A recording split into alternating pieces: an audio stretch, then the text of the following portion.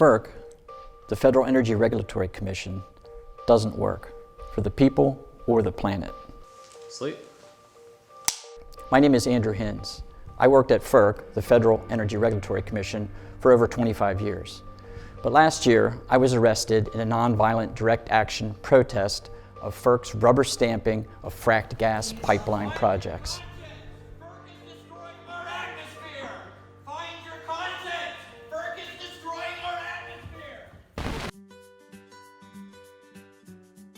The Federal Energy Regulatory Commission, or FERC, is an independent regulatory agency whose 5 members are appointed by the President and confirmed by the Senate.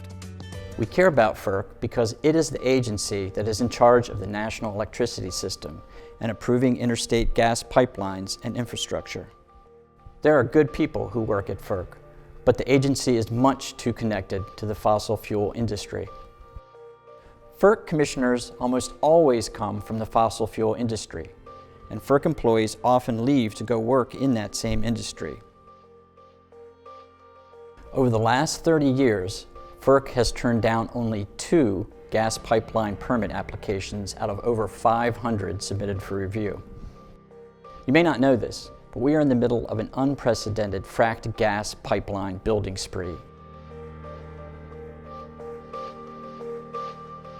This is happening even though the impacts of climate change have already made it clear that we need to rapidly transition off dirty fossil fuels to clean, renewable energy now. FERC is not helping. FERC abuses eminent domain laws by giving pipeline companies the right to seize any person's land for private profit. FERC prevents the public from legally challenging projects before construction begins. Anyone who is a party to the case can ask for a rehearing. A final decision by the Commission can be appealed to federal courts.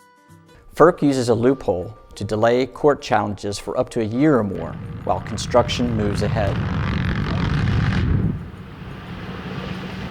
So even if a community wins a challenge in court, construction is often already completed. FERC allows tree clearing and construction to begin on homeowners' property before states issue legally required air and water quality permits.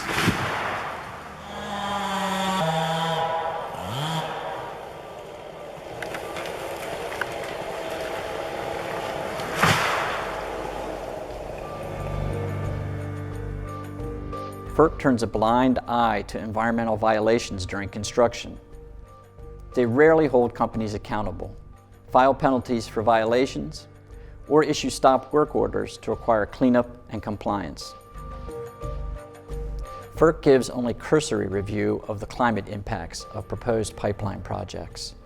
In 2017, a federal appeals court overturned a FERC permit for a gas pipeline because of insufficient review. FERC has not funded their Office of Public Participation, but they do host information sessions for oil and gas companies on how to navigate the FERC process.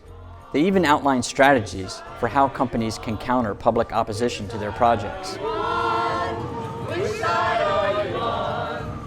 Which side are you on? FERC is mandated to be energy neutral and not to favor one form of energy over another. But FERC allows a return on equity of 14% for new interstate gas pipelines. This is 40% higher than what companies typically receive for other utility investments, and much greater than a general rate of return.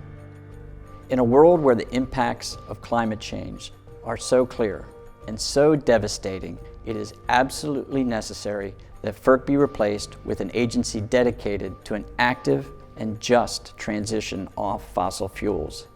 What do we want?